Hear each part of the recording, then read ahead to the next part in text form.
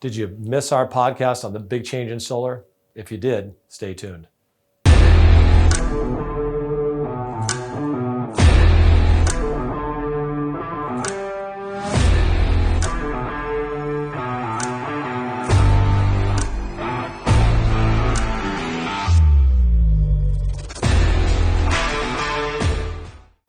Hello, welcome to March 2023 and our market update. Thanks again for watching. We've got a few things that we want to cover, and they're really important today and some time-sensitive stuff.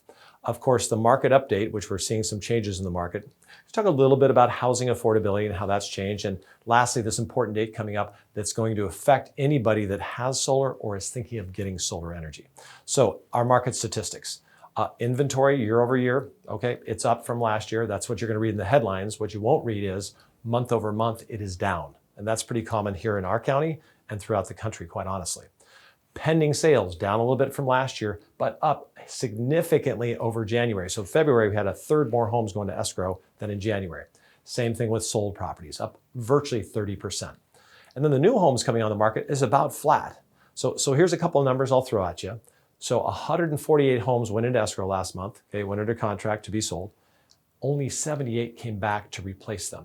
So again, more homes selling than are coming on the market, which is going to do what to inventory? It's going to take us down lower, okay? So as a home seller, what does this mean? Buyers have few choices. If you're one of them and you're fairly priced and decent condition, you're going to enjoy the experience. It's going to be funner, easier, and faster. Funner or more fun? It's going to be better. For buyers, if the inventory gets lower still, it's going to make picking out a house even more challenging in an already tight market. And San Luis Obispo has historically been that way. So it seems like a great time to be involved, either buying or selling at this time in the marketplace. And so let's take a look at affordability. It's gotten to an all-time low, meaning what the Federal Reserve did by raising rates, making things more expensive, less people want to buy them, is affecting the consumer price index. Housing prices, rents make a big part of that. So if that continues to fall, that means the CPI, consumer price index, is going to be lower. That's usually a signal that the Fed's going to stop raising rates and may even lower rates. So that also will be a strong tailwind for real estate. So we got a lot of things going on positively after a pretty rough second half of last year. So wanted to make sure you knew about that. So very time sensitive.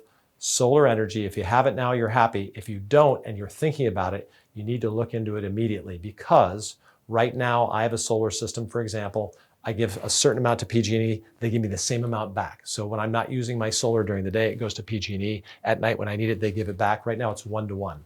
After April 15th, okay, they're going to give you about a quarter of what you would normally get, okay?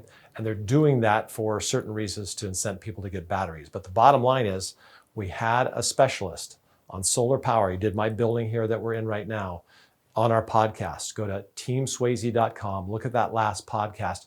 You'll get all the details. You get resources. If you need some names of people, let us know. But all you need to do is get that contractor to get your application in and get approved before April 15th, and you can get grandfathered in under the more favorable terms, okay? Really, really important if you're thinking about it. All right, thanks again for all your great referrals. We really appreciate you. Have a great day.